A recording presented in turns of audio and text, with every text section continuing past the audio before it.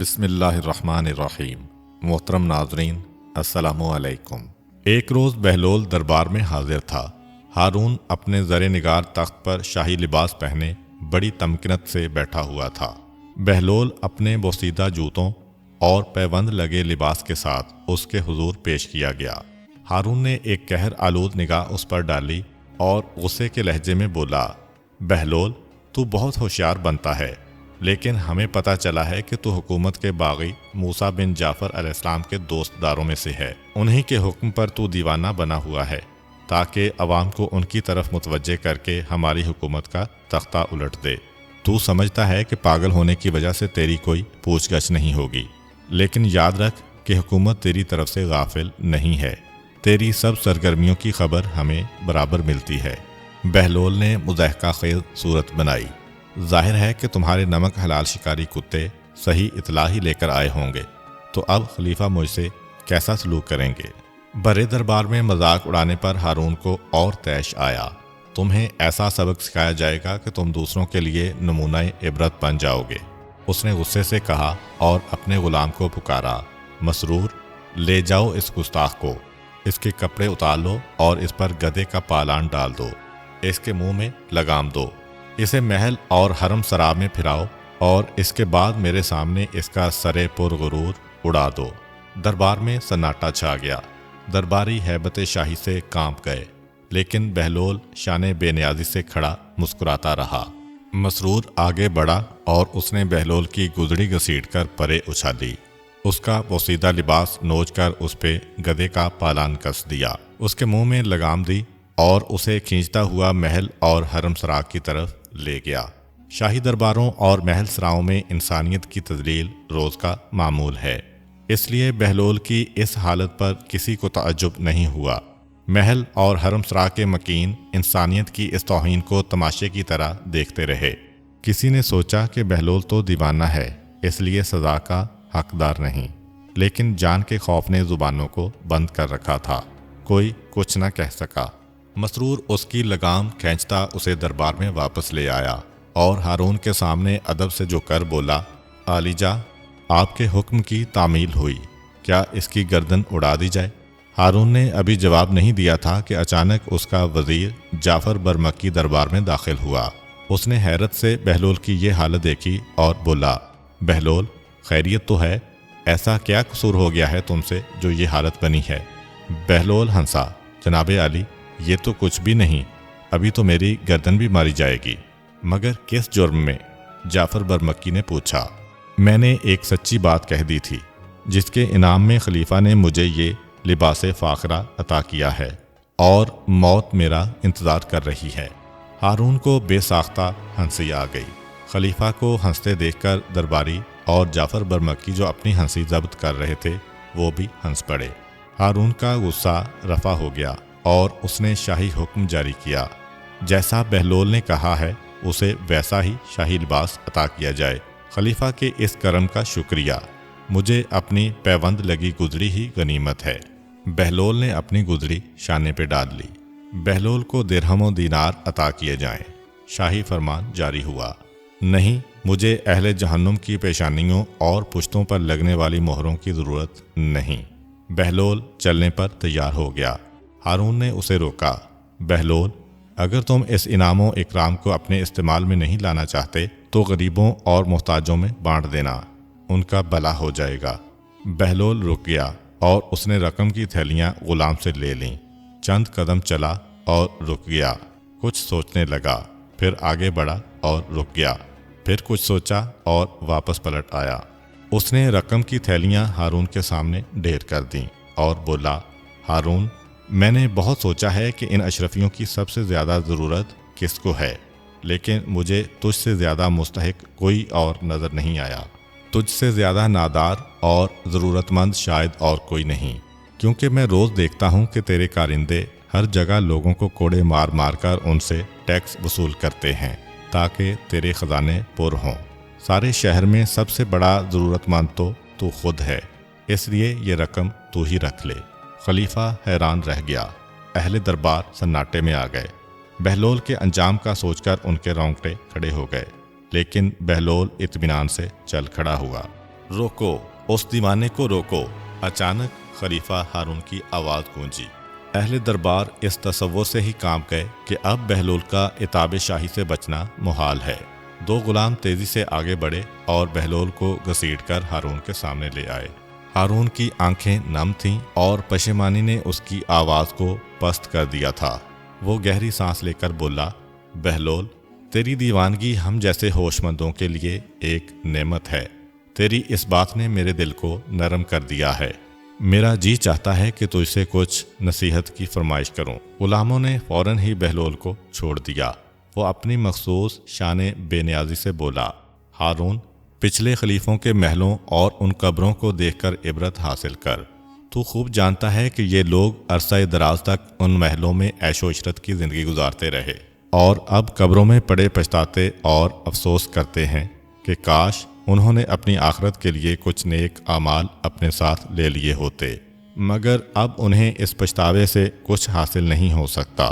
ہم سب بھی جلد یا بدیر اسی انجام کو پہنچنے والے ہیں جب یہ شاہی روب و دبدبہ اور شان و شوکت کوئی کام نہیں دے گی۔ ہارون پر کپ کپی سی طاری ہو گئی۔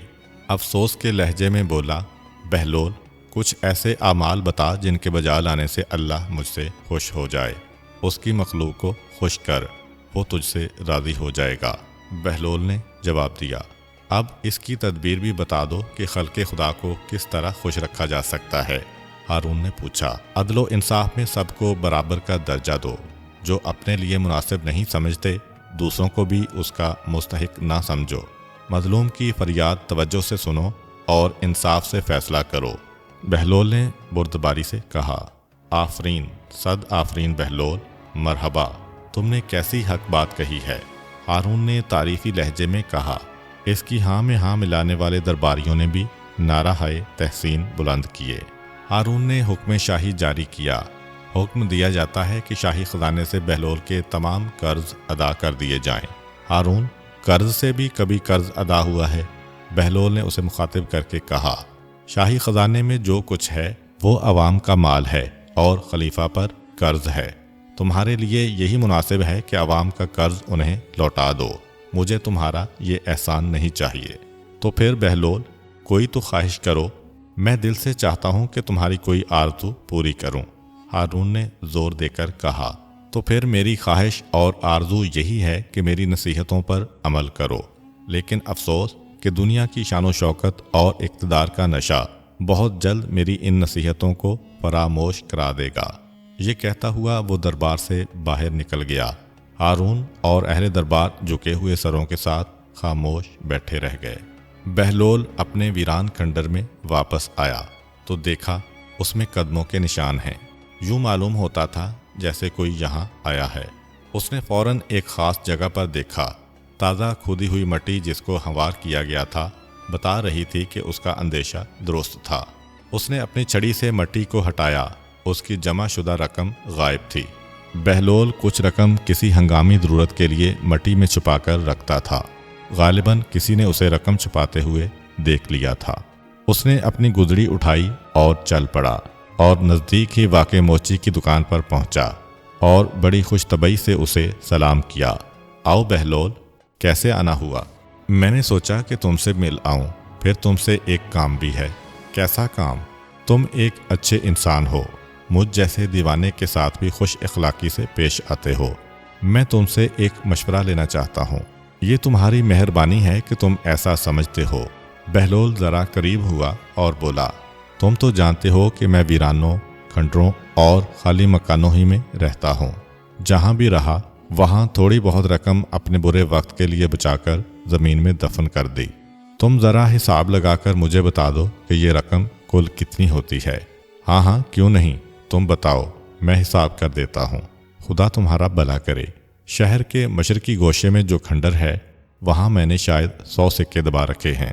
قبرستان میں تقریباً 250 سکے ہوں گے اور ایک مکان کے صحن میں تو پورے 500 ہیں۔ ہاں یاد آیا، نہر کے کنارے بھی 50 سکے دفن ہیں۔ تو یہ سب ملا کر کل کتنے ہوئے؟ بہلول نے پوچھا۔ اگر یہ سکے سونے کے ہیں تو ان کی مالیت 2000 کے لگ بھگ ضرور ہے، موچی نے حساب لگا کر بتایا۔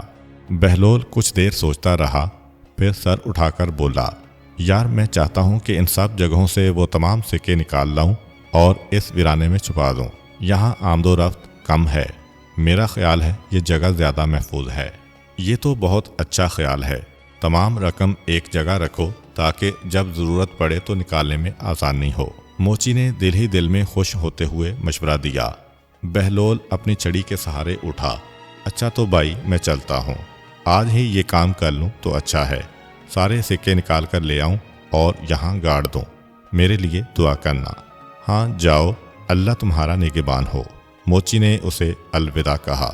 وہ چلا گیا تو موچی نے سوچا کہ اس نے بہلول کے جو سکے زمین کھود کر چرائے تھے انہیں واپس رکھ آئے، تاکہ جب بہلول اپنے باقی سکے لے کر آئے تو اسے شک نہ ہو اور وہ اپنی باقی دولت بھی یہاں گاڑ دے۔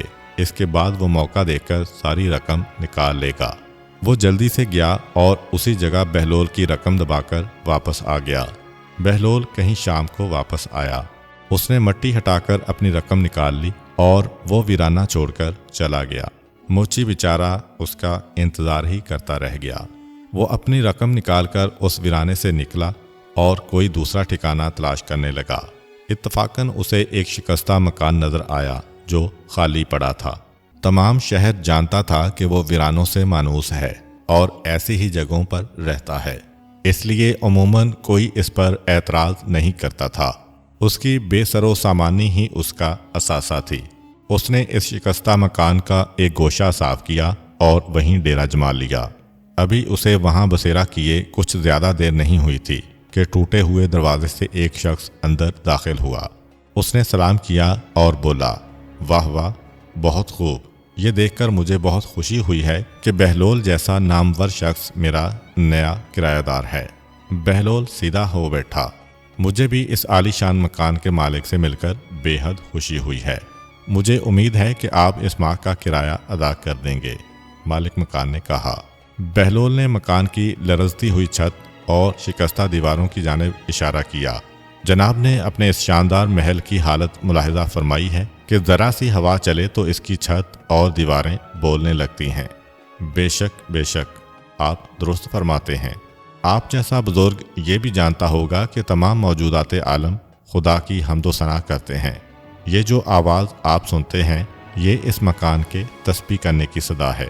بہلول نے اپنا عصا سنبھالا اور فوراً ہی اٹھ کھڑا ہوا اور بولا، حضرت آپ جیسے دانشمند انسان کو یہ تو معلوم ہوگا کہ موجودات حمد و ثنا اور تسبیح و تحلیل کے بعد سجدہ بھی کرتے ہیں، اور میں آپ کے اس مکان کے سجدہ کرنے سے پہلے ہی یہاں سے رخصت ہو جانا چاہتا ہوں۔ اس نے گدڑی سنبھالی اور مکان سے باہر نکل آیا۔ ہارون نے اپنی سی بہت کوشش کی کہ کسی طرح بہلول پر گرفت کی جا سکے، لیکن اس کی حاضر دماغی، اس کی پر حکمت گفتگو اور عوام کے ساتھ اس کی قربت نے اسے اس کا موقع نہیں دیا۔ وہ اپنے جاسوسوں کو اس کے پیچھے لگائے رکھتا تاکہ اس کی سرگرمیوں سے باخبر رہے۔ کسی وقت سختی سے اس کی باز پرس کرتا، لیکن اکثر مشکل موقعوں پر بہلول ہی کام آتا۔ ایک بار ایک سیاح بغداد میں آیا۔ اس نے گھاٹ گھاٹ کا پانی پیا تھا، ملکوں گھوما تھا۔ جب وہ ہارون کے دربار میں حاضر ہوا تو اس نے خلیفہ کے وزیروں اور دانشوروں سے کچھ سوالات کیے، لیکن کوئی بھی ان کا جواب نہ دے سکا۔ ہارون اپنے مقربین کی نالائکی پر بہت شرمندہ ہوا۔ سیاح رخصت ہوا تو وہ اپنے وزیروں اور مشیروں پر برس پڑا، تم سب لوگ میرے لیے باعث شرم ہو۔ آج اس سیاح نے تمہیں کیسا عاجز کیا، یوں معلوم ہوتا تھا جیسے تم اس کے مقابلے میں طفل مکتب ہو۔ درباریوں کے سر شرم سے جھک گئے، ان کے پاس اپنی صفائی میں کہنے کے لیے کچھ بھی نہیں تھا۔ عتاب شاہی اور جوش میں آیا، کل اس سیاح کو دربار میں طلب کیا جائے گا۔ اگر تم لوگ اس کے سوالوں کے جواب نہ دے سکے تو تمہاری سب جائیداد اور مال و دولت اس کے حوالے کر دیا جائے گا۔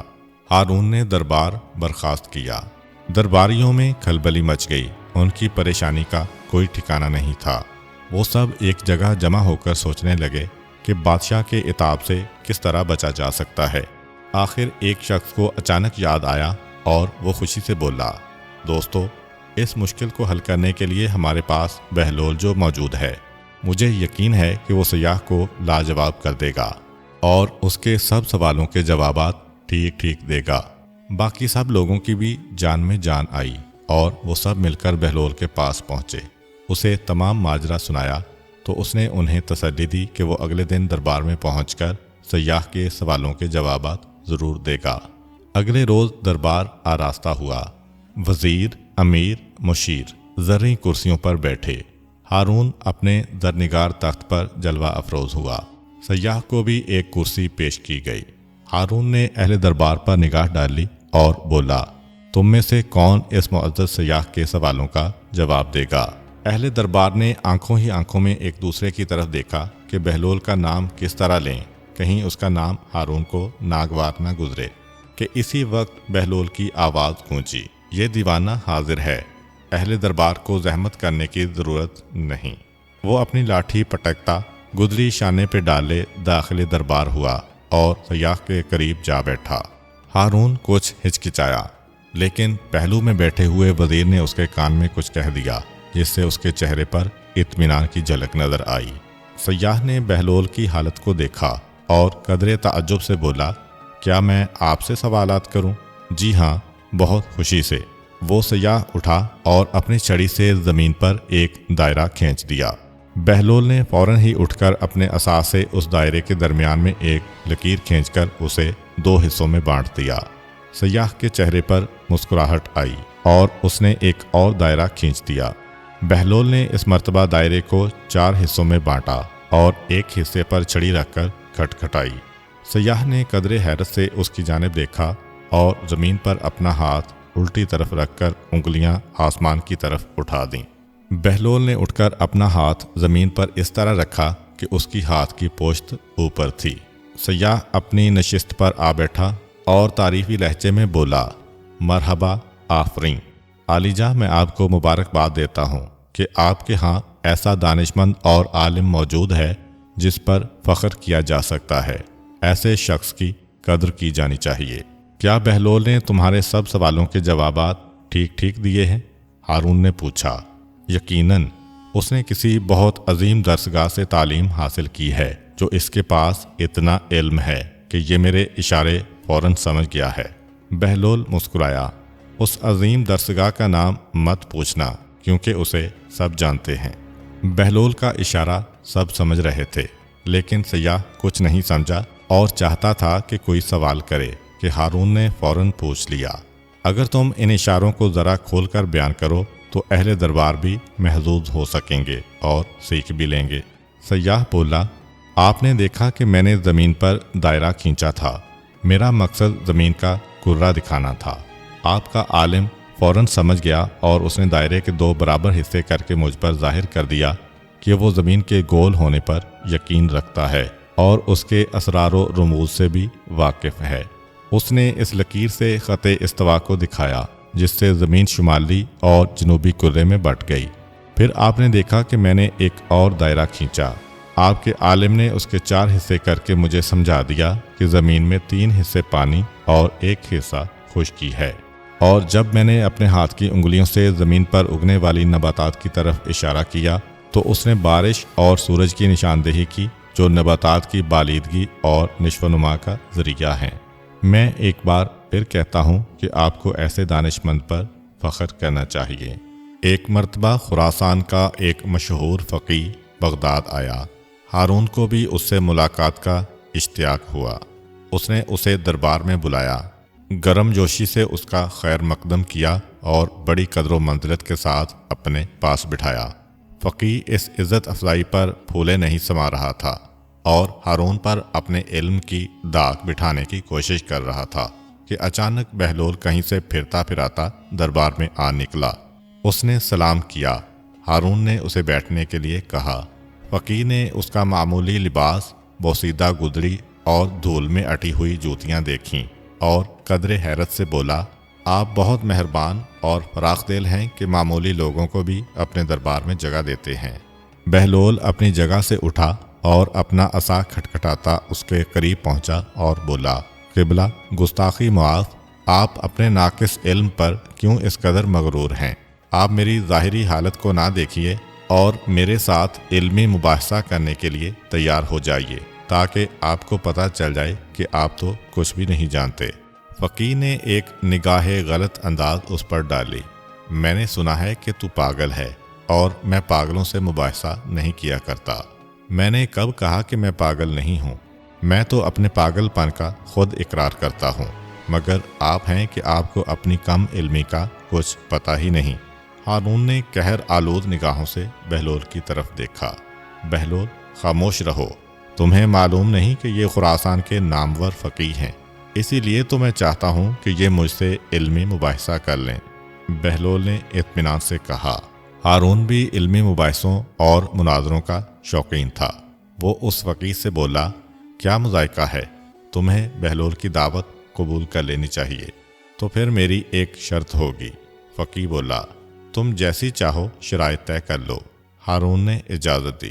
فقیر بولا، میری شرط یہ ہے کہ میں بہلول سے ایک معمہ پوچھوں گا، اگر اس نے درست جواب دے دیا تو اسے 1000 اشرفیاں دوں گا، اور اگر یہ ناکام رہا تو مجھے 1000 اشرفیاں دینے کا پابند ہوگا۔ بہلول مسکرایا، ہم فقیروں کے پاس مال دنیا کہاں؟ ہاں، میں خود کو آپ کے سپرد کر سکتا ہوں کہ آپ ایک غلام کی طرح مجھ سے کام لیں اور اپنی 1000 اشرفی پوری کر لیں، اور اگر میں 1000 اشرفی جیت گیا تو وہ تو ناداروں اور محتاجوں کا حصہ ہے ہی، مجھے منظور ہے۔ اور کیا تم تیار ہو کہ میرا معمہ حل کرو؟ فقیر نے کہا، جی ہاں، میں تیار ہوں۔ فقیر نے اپنا معمہ پیش کیا۔ ایک گھر میں ایک عورت اپنے شرعی شوہر کے ساتھ بیٹھی ہے۔ اسی گھر میں ایک شخص نماز پڑھ رہا ہے اور دوسرا روزے سے ہے۔ اچانک دروازے پر دستک ہوتی ہے اور ایک ایسا شخص اندر داخل ہوا جس کے آ جانے سے شوہر اور بیوی ایک دوسرے پر حرام ہو گئے۔ نماز پڑھنے والے کی نماز باطل ہو گئی اور روزہ دار کا روزہ بھی باطل ہو گیا۔ کیا تم بتا سکتے ہو کہ باہر سے آنے والا شخص کون ہے؟ دربار میں سناٹا چھا گیا۔ لوگ ایک دوسرے کا منہ تکنے لگے۔ بہلول نے برجستہ کہا، گھر میں داخل ہونے والا شخص اس عورت کا پہلا شوہر ہے جو سفر پر گیا ہوا تھا، جس کے بارے میں یہ خبر ملی تھی کہ دوران سفر انتقال کر گیا تھا۔ اس عورت نے حاکم شرع کی اجازت سے اسی مرد سے عقد کر لیا تھا جو اس کے برابر بیٹھا ہوا تھا۔ انہوں نے 2 اشخاص کو اجرت دی تھی کہ وہ مرحوم شوہر کی قضا نمازیں ادا کریں اور روزے رکھیں۔ اسی اثناء میں پہلا شوہر سفر سے واپس آ گیا کیونکہ اس کی موت کی خبر غلط تھی، چنانچہ اس کے آتے ہی دوسرا شوہر اس عورت پر حرام ہو گیا۔ ان دونوں اشخاص کی نماز اور روزہ باطل ہو گئے جو شوہر کو مردہ سمجھ کر اس کے لیے پڑی اور رکھے جا رہے تھے۔ مرحبا مرحبا، بہت خوب۔ بہلول، بعض اوقات تو تمہاری دیوانگی عقل مندوں کو بھی مات دے دیتی ہے۔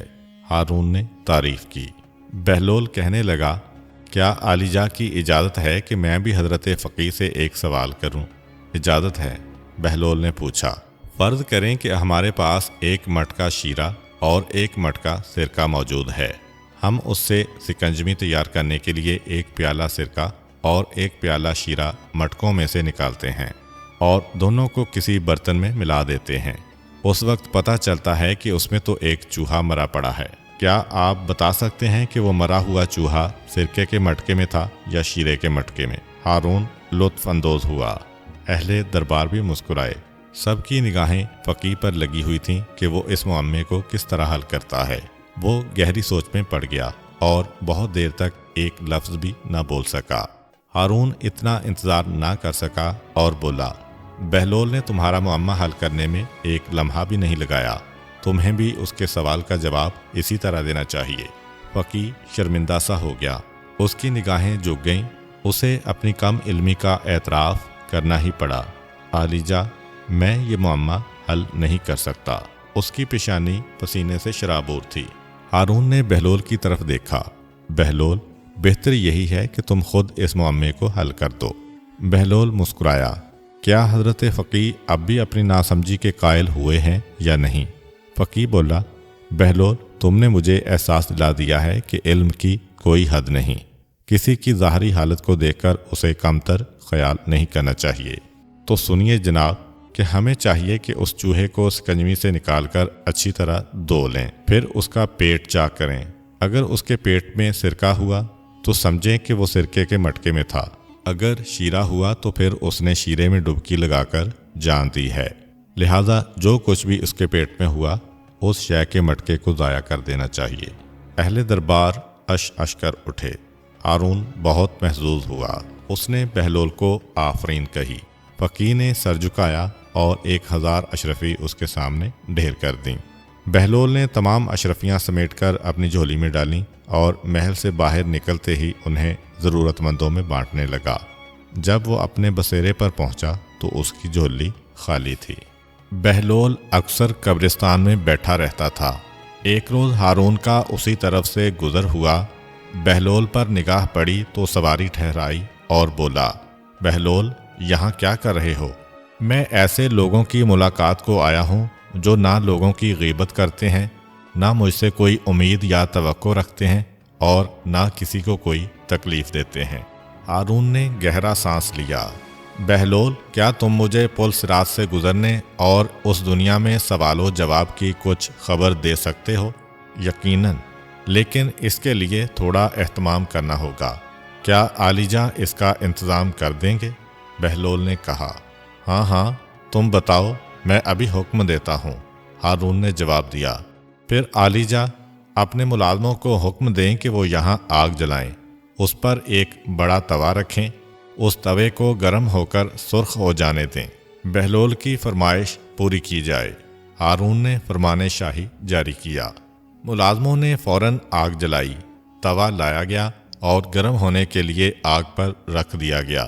لوگوں کی نظریں اسی جانب تھیں اور حیرت سے سوچ رہے تھے کہ اس سے بہلول کا کیا مقصد ہے، یہاں تک کہ توا خوب گرم ہو گیا۔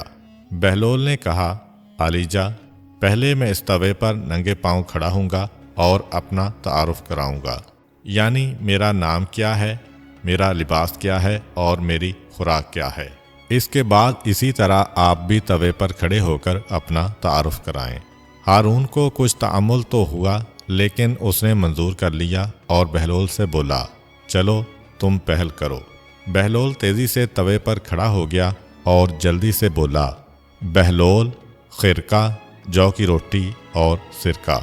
یہ 3 لفظ کہہ کر وہ جھٹ توے سے نیچے اتر آیا۔ ان چند لمحوں میں اس کے پیر جلنے سے محفوظ رہے۔ اب ہارون کی باری آئی۔ وہ توے پر چڑھا اور شاہی القاب کے ساتھ ابھی اپنا نام بھی نہیں بتا پایا تھا کہ اس کے پیر جلنے لگے۔ وہ گرتا پڑتا توے سے نیچے اتر آیا اور بولا، بہلول، تم نے مجھے کس عذاب میں ڈال دیا تھا؟ بہلول مسکرایا، آپ نے ہی تو فرمائش کی تھی کہ آپ کو قیامت کے سوال و جواب کے بارے میں بتایا جائے، تو آپ نے دیکھا کہ گرم توے پر قدم رکھنا کتنا مشکل ہے۔ اسی طرح جو لوگ خدا پرست ہیں، دنیا کے جاہ و حشم سے دور ہیں، لالچ اور طمع نہیں رکھتے، وہ تو پل صراط پر سے آرام کے ساتھ گزر جائیں گے، اور جو دنیاوی شان و شوکت میں ڈوبے ہوئے ہیں انہیں اسی طرح عذاب سے گزرنا ہوگا جس طرح ابھی آپ کو محسوس ہوا۔ بیان کیا جاتا ہے کہ ایک روز ہارون کا وزیر فضل بن ربیع ایک راستے پر گزر رہا تھا۔ دیکھا کہ بہلول ایک طرف بیٹھا کچھ سوچ رہا ہے۔ فضل نے اس کا نام لے کر اسے پکارا، بہلول، کیا سوچ رہے ہو؟ بہلول نے چونک کر سر اٹھایا، دیکھا کہ فضل بن ربیع کھڑا ہے۔ بولا، تیرے انجام کے بارے میں سوچ رہا ہوں۔ فضل چونک گیا، کیوں، خیریت تو ہے بہلول؟ سارے وزیر ایک جیسے ہی ہوتے ہیں، اس لیے ان کا انجام بھی ملتا جلتا ہی ہوتا ہے۔ مجھے اندیشہ ہے کہ کہیں تیرا بھی انجام جعفر برمکی کا سا نہ ہو۔ فضل کانپ گیا اور بولا، بہلول، میں نے جعفر برمکی کے بارے میں سنا تو ہے، لیکن دوسرے لوگوں کی زبانی، نہ جانے اس میں کتنا جھوٹ ہے اور کتنا سچ۔ میں چاہتا ہوں کہ تو مجھے اس کے بارے میں بتا کہ آخر ہارون نے اس کے قتل کا حکم کیوں دیا تھا؟ ہو سکتا ہے اس میں میرے لیے بھی کوئی سبق ہو۔ بہلول نے کہا، تو پھر بیٹھ جا اور کان دھر کر سن۔ فضل بیٹھ گیا اور بہلول نے کہنا شروع کیا، تم جانتے ہو نا کہ منصور کے بیٹے مہدی کے زمانے میں خالد برمکی کا بیٹا یحییٰ برمکی ہارون رشید کا کاتب مقرر ہوا تھا۔ فضل نے ہنکارا بھرا، ہاں، میں نے یہ بھی سنا ہے کہ ہارون یحییٰ اور اس کے بیٹے جعفر کی لیاقت دیکھ کر انہیں بہت پسند کرنے لگا تھا۔ بادشاہ کی پسند و ناپسند ہمیشہ زوال کا باعث بنتی ہے۔ ہارون کو جعفر برمکی کے ساتھ اتنی محبت ہو گئی کہ اس نے اپنی ہمشیرہ عباسہ کا نکاح جعفر برمکی سے کر دیا، لیکن اسے یہ بھی تاکید کر دی کہ وہ عباسہ کو اپنی بیوی نہ بنائے اور خلیفہ کی بہن سمجھ کر اس پر دست درازی کی کوشش نہ کرے۔ جعفر برمکی نے قول تو دے دیا لیکن اس پر پورا نہ اتر سکا۔ اس کی اطلاع ہارون کو بھی ہو گئی اور اس کی محبت دشمنی میں بدل گئی۔ اس نے اپنے غلام مسرور سے کہا، آج تمہارے سپرد ایک اہم کام ہے جس کی تکمیل ہر صورت میں ہونی چاہیے۔ مسرور نے سر تسلیم خم کیا تو ہارون بولا، آج رات جعفر برمکی کا سر کاٹ کر ہماری خدمت میں پیش کرو۔ مسرور ہک بک رہ گیا، اس کی زبان گنگ ہو گئی اور اس کا سر جھک گیا۔ اس کے چہرے پر تشویش کے آثار دیکھ کر ہارون نے کڑے لہجے میں کہا، مسرور تو پریشان کیوں ہو گیا ہے؟ کس سوچ میں پڑ گیا ہے؟ مسرور نے ڈرتے ڈرتے کہا، حضور یہ امر عظیم ہے، سوچتا ہوں کہ کاش آپ نے اس کام کے لیے مجھے منتخب نہ کیا ہوتا۔ تو گویا تو اپنی موت کو آواز دینا چاہتا ہے، اور ایسی موت جس پر پرندے بھی آنسو بہائیں، ہارون نے غضبناک لہجے میں کہا۔ تو مسرور کے پاس اس کے سوا چارہ کار نہیں تھا کہ اس کے حکم کی تعمیل کرے۔ وہ سر جھکائے ہوئے جعفر برمکی کے یہاں پہنچا اور اسے تمام ماجرا کہہ سنایا۔ جعفر برمکی بے حد پریشان ہوا، اس کے پیروں تلے سے زمین نکل گئی، لیکن اس نے امید کا سہارا لیا اور مسرور سے بولا، مسرور کیا خبر کہ خلیفہ نے یہ حکم شراب کے نشے میں دیا ہو اور جب وہ ہوش میں آئے تو اسے پچھتاوا ہو، اس لیے میری مان اور خلیفہ کے پاس جا اور اسے اطلاع دے دے کہ تو نے مجھے قتل کر دیا ہے۔ اگر وہ افسوس کا اظہار نہ کرے تو تجھے اختیار ہے، شوق سے آ کر میرا سر کاٹ لے۔ مسرور خلیفہ کی طبیعت سے واقف تھا، وہ اس کے حکم سے سرتابی کر کے خود مصیبت میں گرفتار نہیں ہونا چاہتا تھا۔ وہ جعفر سے بولا، آپ میرے ہمراہ ہارون کے محل تک چلیں، ہو سکتا ہے آپ کی محبت خلیفہ کو اپنا فیصلہ بدلنے پر مجبور کر دے۔ جعفر کو مجبوراً اس کی بات ماننا پڑی۔ اس کے دل میں امید کی تھوڑی سی جو رمق باقی تھی، وہ اس کے سہارے مسرور کے ساتھ چل پڑا۔ مسرور نے جعفر کو پردے کے پیچھے کھڑا کیا اور خود لرزتا کانپتا خلیفہ کی خدمت میں حاضر ہوا۔ اسے دیکھتے ہی ہارون نے کہا، مسرور کیا تم نے میرے حکم کی تعمیل کی ہے؟ مسرور گھبرا گیا اور جلدی سے بولا، عالیجا جعفر برمکی میرے ساتھ آیا ہے، وہ پردے کے پیچھے کھڑا ہے۔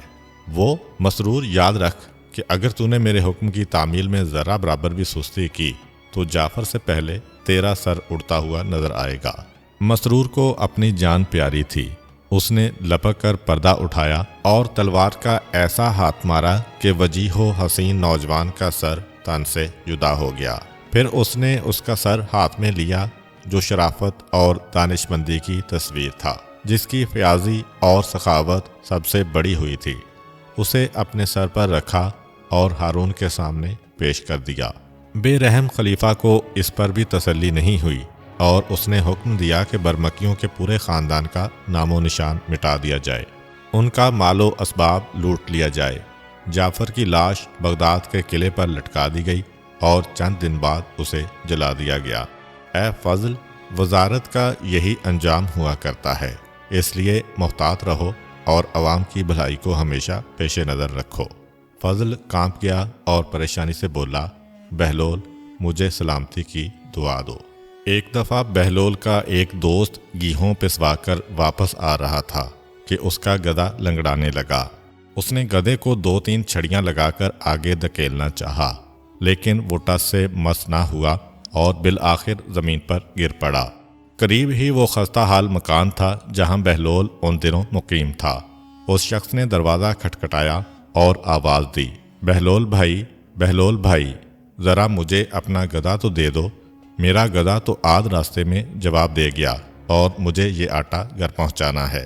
بہلول اس کی آواز پہچانتا تھا، وہ اس کی عادت سے بھی واقف تھا کہ وہ جانور کی صحیح نگہداشت نہیں کرتا تھا اور ان سے بے رحمی کا سلوک کرتا تھا، اس لیے وہ اپنا گدھا اسے دینا نہیں چاہتا تھا۔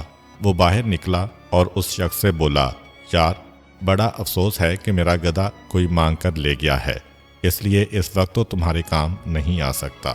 ابھی بہلول کے الفاظ اس کے منہ میں ہی تھے کہ گھر کے اندر سے گدھے کی ڈھینچوں ڈھینچوں کی آواز سنائی دینے لگی۔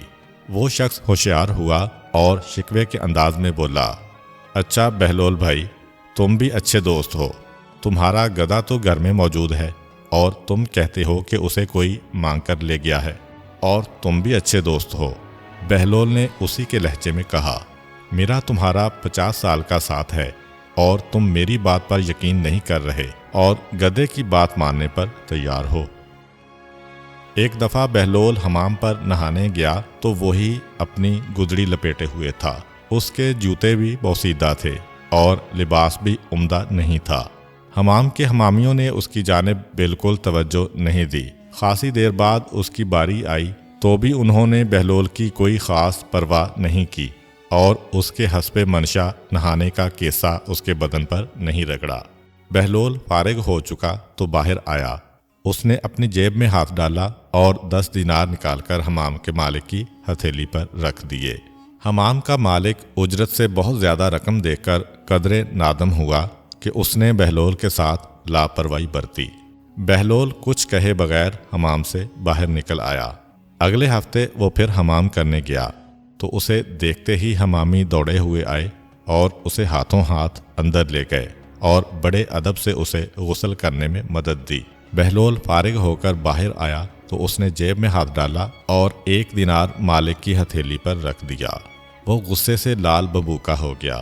اس نے دینار دور پھینک دیا اور غصے سے بولا، حضرت آپ ہوش میں تو ہیں؟ حمام کرنے کی یہ اجرت؟ قبلہ، اس مرتبہ حمام کرنے کی اجرت تو میں پچھلے ہفتے ہی آپ کی خدمت میں پیش کر چکا ہوں۔ یہ تو پچھلے ہفتے کی اجرت ہے جو میں نے اب ادا کی ہے، تاکہ آپ کو احساس ہو کہ گاہکوں کے ساتھ کیسا برتاؤ کرنا چاہیے۔ امید کرتا ہوں کہ آپ کو آج کی ویڈیو اچھی لگی ہوگی۔